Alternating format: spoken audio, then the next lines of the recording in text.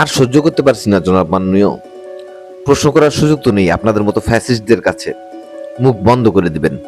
Come on man, আসেন না, be professional, সামনাসামনি কথা বলি প্লিজ। এটা আমার নাগরিকত্ব অধিকার, আপনি এর উত্তর দিতে বাধ্য। আপনার মন মতো উত্তর দিয়ে চিরতরে মুখ বন্ধ করে দিন, কিন্তু আমি মরার আগে হলেও একবার আপনার মুখে শুনতে চাই ম্যান। আমরা চেয়েছি আপনার মতো সুদর্শন স্মার্ট পুরুষ আমাদের সরকার প্রধান হন। হাসিনার মতো মোদির সাথে হাত ধরাধরি করে রোমান্স করা প্রধানমন্ত্রী আমাদের পছন্দ না। কিন্তু আপনার অবস্থা এই হলো কেন? আপনার রাষ্ট্রের শাসন ব্যবস্থা এত ভঙ্গুর কেন? ভারতপ্রেমী স্বরাষ্ট্রমন্ত্রী সালাউদ্দিন কেন? ভারত বিদ্বেষী লুৎফুজ্জামান বাবর নয় কেন?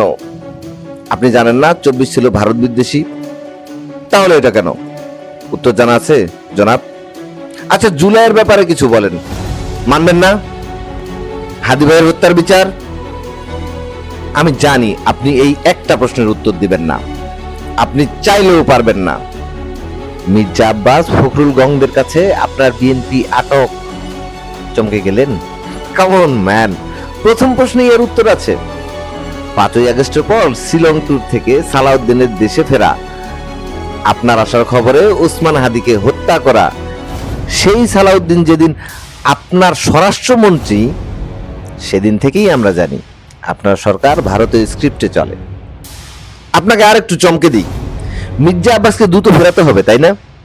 নইলে আবার নির্বাচন দিতে হবে, তাই না? এবার আর নাসিরউদ্দিন পাটোয়ারিকে হারানো যাবে না, সেটাও জানেন। তাহলে হাদি হত্যার বিচার চাও মুখ বন্ধ করতে হবে। জাবেরকে ইনকিলাব কালচারাল সেন্টার থেকে সরানো হয়েছে একই কারণে। হাদি হত্যার বিচার চাও মুখ বন্ধ হলে মির্জা আব্বাসকে ফেরানো সহজ হবে, নইলে আপনি আবার বিএনপি টেকাতে পারবেন না। আফসোস ম্যান, আপনার বিএনপিতে দেশপ্রেমিক অনেক, তাদের অগ্রাধিকার দিন, তাদের সাথে নিয়ে দেশবাসীর কাছে সাহায্য চান। আমরা আপনাকে আর আপনার বিএনপিকে কাছে টেনে নিব। আমরা থাকলে ভারত কেন, এক বিন্দু রক্ত অবশিষ্ট থাকতে আপনার একটা চুলও কেউ ছিটতে পারবে না। আর যদি না চান, আপনার বিএনপি তো দূরের কথা, আপনাদের কাউকেই ছেড়ে দেওয়া হবে না। আরেকটা কথা, আমাদের মুখ চিরতরে বন্ধ করে না দিলে আমরা থেমে যাবার মানুষ না।